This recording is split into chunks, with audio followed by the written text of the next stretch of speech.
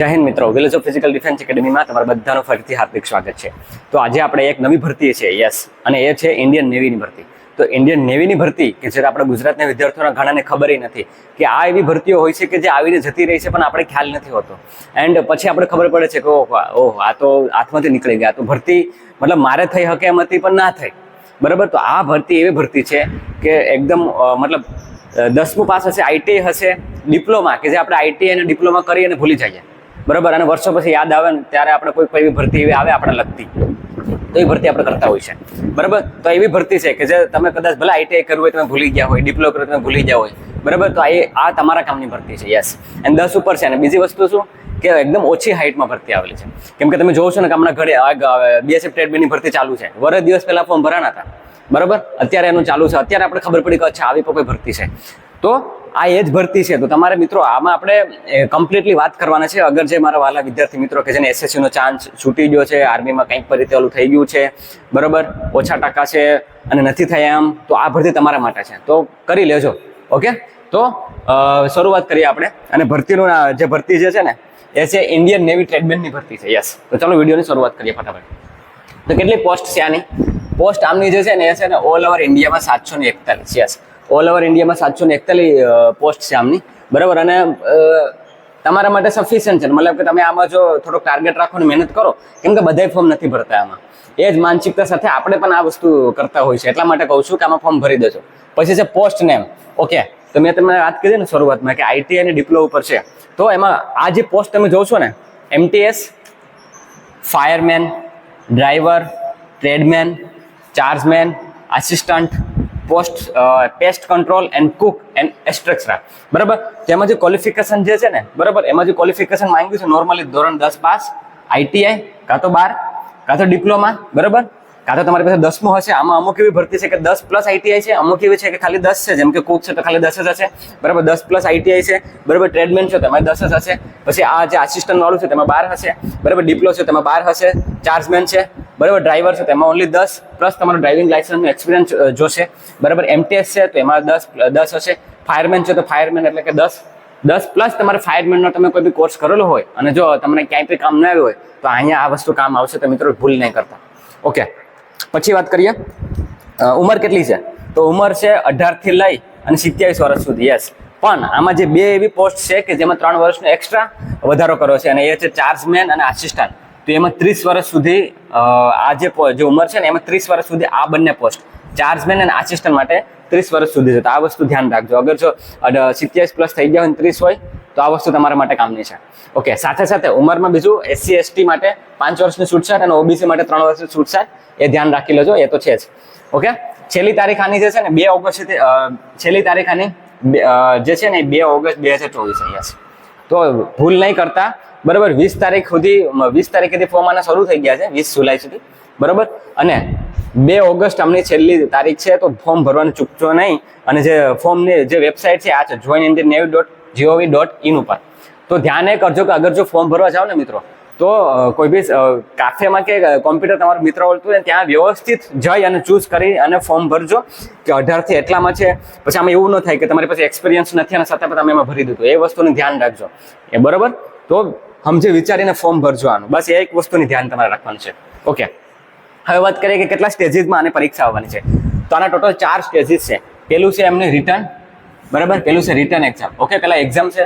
એક્ઝામમાં પણ આપણે સિલેબસની પણ માહિતી લઈએ. ફિઝિકલ ટેસ્ટ, કે આનું ફિઝિકલ ટેસ્ટ છે ને એકદમ ઇન્ટરેસ્ટિંગ છે. યસ, બધાથી અલગ શું છે એ વિડીયોમાં અંત સુધી આપણે તમે રહેજો, હું તમને કહું છું શું છે. પછી છે ડોક્યુમેન્ટ વેરિફિકેશન થશે. એન્ડ લાસ્ટમાં છે મેડિકલ. નોર્મલી છે મેડિકલ હોય. ઓકે, લાયકાતની મેં વાત કરી લીધી. એન્ડ આ જે ભરતી છે Indian navy civilian entrance test દ્વારા આ આખી ભરતી લેવામાં આવશે. તો ધ્યાન રાખજો. હવે વાત કરીએ સ્ટેજ નંબર 1 રિટર્ન એક્ઝામ. કે શું છે રિટર્ન એક્ઝામમાં? રિટર્ન એક્ઝામમાં છે 100 માર્કનું પેપર. યસ, 100 માર્કનું પેપર છે એન્ડ 100 ક્વેશ્ચન છે તમારા. મતલબ 100 માર્ક્સ એન્ડ 100 ક્વેશ્ચન. યસ, તો તમારે ધ્યાન એ રાખવાની છે કે જે જનરલ ઇન્ટેલિજન્સ છે, બરાબર, અને 25 ક્વેશ્ચન છે, 25 માર્ક છે. એટલે કે જનરલ ઇન્ટેલિજન્સ એટલે કે રીઝનિંગ. પછી છે જનરલ અવેરનેસના છે, જીકેના છે 25 ક્વેશ્ચન, 25 માર્ક. પછી છે મેથ્સ, તો ગણિત. બરાબર, ગણિત છે 25 ક્વેશ્ચન 25 માર્ક. ઇંગ્લિશ છે 25 ક્વેશ્ચન 25 માર્ક. એક વસ્તુ એ ધ્યાન રાખવાની છે કે તમે જો એસએસસી ની તૈયારી કરી હોય, આર્મીની તૈયારી કરી હોય, આરપીએફ ની કરી હોય કે કોઈની બી તૈયારી કરી હોય, એમાંથી બધાથી અલગ ખાલી એક વસ્તુ પડે. શું ખબર મિત્રો? અને એ છે ઇંગ્લિશ. યસ, બસ આ ઇંગ્લિશ એક વસ્તુ છે ને કે એમાં તમે થોડીક મહેનત કરી દેજો, હાવ એકદમ નહીં મૂકી દેતા. ઓકે મિત્રો, બાકી 100 ક્વેશ્ચન છે, 100 માર્ક છે, મેરિટ એટલું બધું નહીં જાય. ઇંગ્લિશનું બહુ ટેન્શન નહીં લેતા, બસ આ ત્રણેયને કવર કરવાનું રાખજો, પૂરેપૂરું બેસ્ટ આપજો કે એમાં તમારે કવર થઈ જાય.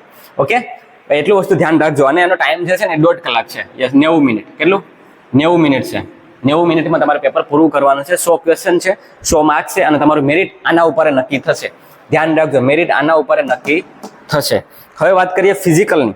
તો ફિઝિકલ એકદમ ઇન્ટરેસ્ટિંગ છે. પહેલા તો હાઇટની વાત કરીએ કે એકદમ ઓછી હાઇટ, મેં તમને કીધું ને, હાવ ઓછી હાઇટ એટલે કે 165 હાઇટમાં તમારે આ ભરતી થશે. તો તમારા માટે બહુ કામની વસ્તુ છે. આઈટીઆઈ કરેલા વિદ્યાર્થીઓ માટે તો બહુ આ જરૂરી છે. વજન છે 51 કિલો વજન છે. યસ, છાતી કેટલી છે? ફુલાવિયા સાથેની કહું છું 81, બરાબર. અને આઈઝ જે લેવલ છે તે 6x6 નું હોવું જોઈએ તમારે.